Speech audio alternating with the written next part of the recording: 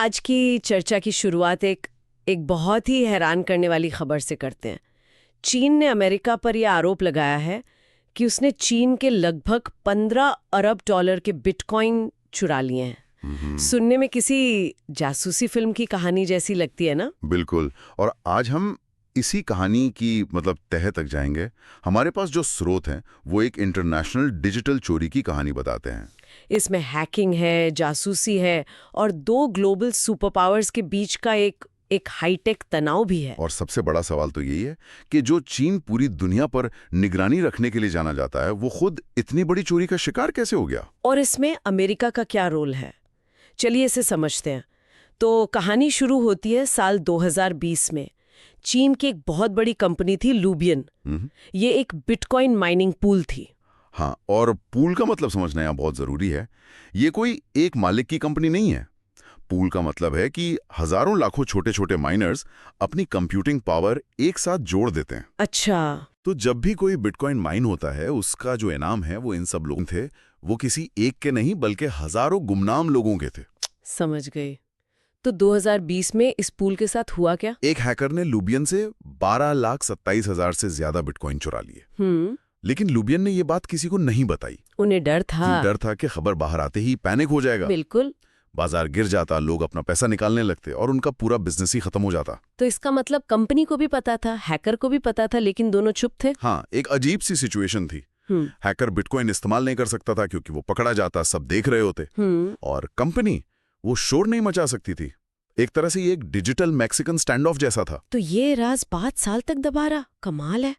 फिर ये कहानी सामने कैसे आई? इसका खुलासा किया अरखम नाम की एक फर्म ने। ये लोग ब्लॉकचेन के जासूस हैं, आप कह सकती हैं। वो डिजिटल लेन देन पर नजर रखते हैं।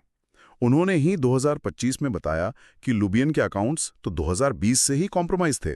और यहीं से कहानी में अमेरिका की एंट्री होती है। हाँ, इसी रिपोर्ट के बाद अगस्त 2025 में अमेरिकी न्याय विभाग ने कंबोडिया के एक बिजनेसमैन चैन जी को गिरफ्तार किया। कंबोडिया में? और उसके पास से क्या मिला? उनके हाथ एक जैकपॉट लग गया। चैन जी के पास ठीक उतने ही बिटकॉइन मिले जितने लूबियन से चुराए थे, 12,27,000। मतलब चैन जी ही वो हैकर था? हाँ। अमेरिका ने उस पर जबरदस्त मजदूरी और क्रिप्टो धोखाधड़ी का आरोप लगाया और वो सारे बिटकॉइन जब्त कर लिए, जिनकी कीमत अब 15 अरब डॉलर हो चुकी थी। और जैसे ही अमेरिका ने ये बिटकॉइन जब्त किए, चीन ने अपनी 5 साल की चुप्पी तोड़ दी। फौरन चीन के national computer virus emergency response centre ने दावा किया कि ये वही बिटकॉइन है जो लूबियन से चुराए गए थे और उन्हें वापस किया जाए। तो अब क्या होगा? क्या अमेरिका ये पैसे लौटाएगा? यही पर तो असली खेल है। अमेरिका का जो ऑफिशियल स्टैंड है वो ये है कि वो संपत्ति को पीड़ितों तक पहुंचाएगा। लेकिन पीड़ित तो हजारों लोग हैं और गुमनाम हैं। बिल्कुल, यही तो मुश्किल है। उन हजारों मालिकों को ढूंढना ये लगभग नामुमकिन है। तो संभावना यही है कि ये पैसा अमेरिका के पास ही रह जाएगा। ये तो बहुत सुविधाजनक तर्क है कि क्योंकि हम असल मालिकों को नहीं ढूंढ सकते, इसलिए 15 अरब डॉलर हमारे हो गए। ये तो फाइंडर्स कीपर्स वाली बात हो गई, जिसको मिला उसी का हुआ। सही कहा। और यही इस मामले का सबसे विवादास्पद पहलू है। ये डिजिटल संपत्ति पर अधिकार को लेकर एक नई बहस छेड़ रहा है। तो कुल मिलाकर चीन, जो खुद जासूसी के लिए जाना जाता है, उसके अपने ही घर में चोरी हो गई। चोर को अमेरिका ने पकड़ लिया और चोरी का माल भी वो खुद रख रहा है। और विडंबना देखिए, 2021 में चीन ने अपने यहाँ बिटकॉइन माइनिंग पर पूरी तरह बैन लगा दिया था। हाँ, सही बात है। और आज अमेरिका दुनिया का सबसे बड़ा बिटकॉइन माइनर बन गया है। वाह।